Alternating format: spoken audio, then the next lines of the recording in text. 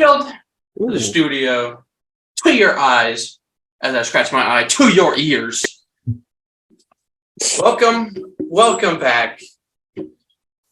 Everything is okay now. You're here. You're with the boys. What is happening? Me and Bryson. I don't know. I don't know about this pod start of this one, but hey. Me and Bryson today. How are you? How are you, Bryson? I'm liking the vibes you're bringing to the pod today, Carter. I'm loving it, man. I'm good. Get to sit down, talk some baseball. You know, we got football. Saturday football was on today. That was wild. How are you doing, sir? Good. I'm good. We had Saturday football. Winter meetings just ended for baseball, so A lot of moves. A lot of moves happening. A lot of big moves. I love it. But we got today? We've got the Miami Marlins 3 moves that need to make. I love it. You want to go first? You want me to go first? We just jump right into it? Shoot, jump right into it. My first move I got the Marlins making is signing center fielder / second baseman from the Colorado Rockies, Garrett Hampson. I know it's not a splash move. I know it's not a flashy signing, but I really don't think JJ Bleday is ready to kind of take over center field full time for the Marlins. Yes, I don't think the Marlins are in a spot to win or push for the playoffs, really, but I think their rotation is good enough that if maybe they have a couple bats here and there, I think they might be able to make some noise. He can play second. He can play center field. He's going to be cheap. He hit .211 with only 2 home runs in 90 games. I apologize, for the Rockies last season. Until JJ Bleday is ready to kind of take over, I would like to see that center field spot become a platoon. I know I talked to the free agents. I really want him to go get Andrew Benintendi. That didn't happen. So why not go get Garrett Hampson? That's good. My first one was also signing a center fielder. Not signing, going out and trading for Brian Reynolds from the Pirates. Okay. He said he wants out. Marlins are in need of a center fielder. Yeah, it's up. I mean, they've got pitching depth. So much. Probably the best pitching depth in the league, to be honest. They just produce pitching over and over again. Brian Reynolds coming off an all right year. 2021, he had a great year. But 2022, 2.62 average. Lower year, probably getting for a lower price. But knowing the Pirates, probably going to ask for a ton. So that was my first guy. 100%. I kind of stayed pat with that. I have him actually trading. I put an established bat, so Brian Reynolds would fit that mold. But I have him trading Pablo Lopez for Luis Urias for the Minnesota Twins. I think it's a move that the Marlins have to make. I think they need to jump onto Pablo Lopez's potential, his value, the trade value he has. He's only getting older. They have young pitchers, like you just talked about. They have probably, arguably, the deepest pitching farm system and staff in the majors. Only other team that comes to mind, maybe Cleveland. I know they kind of in the past always able to push out arms. But Luis Urias, you solve any spot you put him in the infield. He's going to hit a top of your lineup. He's one of the best, if not the best, pure hitters in all of baseball, especially in my opinion. And man, Carter, you're a pitcher and you're starting the game off and you're batting 1 and 2 you're facing Luis Urias followed by Jazz Chisholm. That's 2 base knocks right off the bat. That's a fun start of your lineup. They're not going to leave the ballpark, but the base box, you got runners on immediately to start the game. Exactly. And Jazz's ability to push the base path with Luis Urias' ability to spray the ball absolutely anywhere. I think you could flip-flop them any which way in that lineup, and I think it's going to be insanely fun to watch. That's number 2. My second guy, another outfielder, play corner outfield spots, can play corner infield spots. He's played both those as well in his career. Go out and sign Will Myers. Adds that depth in the outfield, adds that first base depth with Garrett Cooper being there, kind of an older first baseman. They have Joey Wendell at third, so if Joey Wendell needs an off day, Will Myers can play third as well. But he adds that solid bat, that bat that has a lot of upside potential, has a lot of Pippity He's got poppity. he's got a lot of pop in his bat. He's got potential to be a great hitter in that ballpark. So, Former Kansas City legend, top prospect Will Myers. I will add. But my last move, I got the Marlins making, and it's not a move, but I think they just got to continue to stack the farm system, whether that's moving some of their pitching prospects for more established guys and just revamping and reestablishing a farm system, or just continuing to let guys develop. The Marlins, like we talked about, the pitching staff's insane. The pitching prospects are insane. Their system ranks 16th in the MLB. Yuri Perez, 19-year-old pitching prospect, absolute phenom. The dude's going to be a beast. So just watching him develop. And then Victor Mesa Jr., he's their 13th overall prospect. He's a center fielder, another name to keep an eye on. I want to say he's 22, 23 years old. So kind of getting up there in age for a prospect. Just waiting for him to make that jump to the majors, kind of take over that center field role for the Marlins. But just watching that farm system, letting them develop, I think is going to be key for the years to come. I mean, they develop players insanely well. So well. My last guy, go out and trade for Keston Hiura. Ooh, I love that move. I love that move so much. It adds depth to second base and first base if you don't get Will Myers. His potential to hit the ball is insane. I mean, in college, he mashed baseballs.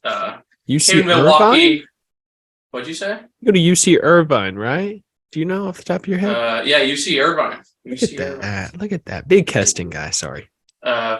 First round pick, number 9 overall. Guy's got a ton of upside. Mashed baseball in college. Came to Milwaukee. Kind of slowed down. Kind of seems to happen in Milwaukee. Get guys that have a great year and then fall apart. Christian Yelich. Throwing shots. Christian Yelich right now. Christian Yelich catches strays. Because he chose to be on Team Japan for the World Baseball Classic. Whoa. He has considered. Not official. Okay. Not official. Carter. I blocked some of the shots that I just threw. Look at this. And Christian Yelich might be mentioned in the end of this podcast when we come to our snake draft. So definitely, hey, stay tuned for that. Maybe Carter takes some of those words back and kind of uplifts Christian. Yeah, I know. Just playing. But yeah, Keston Hiura was my last guy. I think Keston's a great move for the Marlins just because, like you mentioned, he has such upside. He kind of has not lost his way in Milwaukee, but I think with a guy with so much upside coming out of college, maybe all it takes is a change of scenery, put him in a different spot, and he's just back to where he was coming out of college and blossoming into a great MLB player. I love that move, 100%. For our last thing. Yes, sir. Snake draft. You want to go first? You want me to go first? I went first last time. I went first last time. I can say that. So I'll go first this time. Yes, sir. Number 1 overall pick, Miguel Cabrera. He did. He went Miggy. Great pick. I will.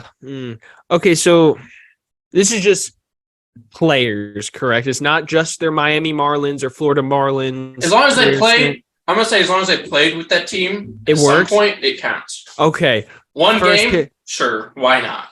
Okay, well, if that's the case, Ichiro Suzuki is my first pick. I take it back. Never mind. Ichiro's the first pick, and I'm going to follow that up with arguably the best catcher in baseball history, Pudge Rodriguez. Okay. Starting catcher for that World Series Marlins team, but that would be my second pick. I will take... With the you got to take him. You got to take him. 4th pick, I'll take Hanley Ramirez. Ooh. And then I'll wrap around with the best catcher currently, JT Realmuto. Nah, you didn't just leave Giancarlo Stanton on the board, Carter. Arguably the best power hitter in all of baseball history. I'm not gonna take. Can I have a redo? Can we restart this draft? So I just want you to hear some of the other names I have on the list. Jose Fernandez, had to mention him, had to put him out there. Arguably could have had one of the best pitching careers in Marlins history. RIP. Giancarlo Stanton. Did I take Gary Sheffield? No, you took Pudge I've him. been Yep, over you're this. right. Gary Sheffield, another name on this list. Christian Yelich. It's just the Marlins have had such great players, but I think I'm gonna end this with I gotta go Gary Sheffield. Got you. I'll take him. Gary Sheffield, Ichiro Suzuki, and Pudge Rodriguez, all guys with very short stints on the Marlins. But Carter ended your draft with Miggy, arguably the greatest player in baseball history. Hanley Hanley Ramirez, and then JT Realmuto. and JT, I'm not surprised about it. If it's not a baseball podcast, unless we force feed the Phillies. Yes, yeah, you got to. It's a must. And real quick, I was going through former Marlins players' names, and only you would be able to appreciate this. Do you remember when Justin Bourne was in the home run derby for the Marlins? I don't know why, but he used to be one of my favorite players in MLB The Show. I used to hit tanks with his 81 overall gold card and BR. Man, I don't know. I love sitting down talking. I love the snake drafts because you see all these like former players that like, you just forget about. So I love it. Forgot to grade our drafts. Gotta grade them. Ichiro, Pudge, Gary Sheffield. That's solid. No disrespect. I'll give you a 7-8. 7-8. I gotta go with. See, I'm high on that. I really like that draft just from a standpoint of baseball players. So I'm gonna go an 8-8. 8-8. I'm high on mine. Miggy, Hanley, and JT. Just because the JT bias was thrown in there, I'm gonna go an 8-1. Solid draft though. I loved the pick of Hanley Ramirez. Absolutely loved it. I was high on my draft. I'm gonna say it's probably one of my best drafts I've ever had in this. Such a biased Phillies fan. But we need to get you a Phillies flag. 9. That's what I'm gonna get you for your birthday or Christmas. That'd be sick. I'm gonna get you a Phillies flag for your background. We're gonna step it up. That'd be awesome. I love it. But Carter, you got anything else, man? I don't know. Hit us up. TikTok, Instagram, Facebook, Twitter, YouTube. We're there. We're everywhere. Anywhere you listen to your podcast, Spotify, Amazon, Apple Music, maybe Pandora. I don't know. I'm just naming them. But Here we are. Hit us up. Merch. Yeah. Big Cartel / 316 Hour. Always awesome Halloween shirts. We also have nice red shirts on there. We also got pins. Mm-hmm. Got a lot of stuff on there. A lot of things in the works. But anything else, Bryson? I'm just waiting. I'm waiting for our call, Carter. You know, we keep doing these three moves to make these teams contenders, and I'm just waiting for a team to give us a call. Yeah, I'm just waiting. Hey, my next question is, what team is next? Because I've been able to wear the same team hat that we've recorded for each pod. So I need to make sure I'm ready and I've got the hat prepared. You got anyone you're interested in recording next? Any ideas? We did 2. No, we did the Royals. This is our second one, right? This is our third. We did the Royals. We followed it up with the Phillies, and then we did the Marlins. Okay, we've done 2 NL East teams. We got to get away from the NL East. I say we go AL. Gotta even it up with an AL team. Kinda, man. Let's go Angels. Angels. How do you feel about that? Hey, I got my Shohei Ohtani hat sitting and ready to go. All right. But Carter, you got anything else, man? No. We out? We're out. Peace.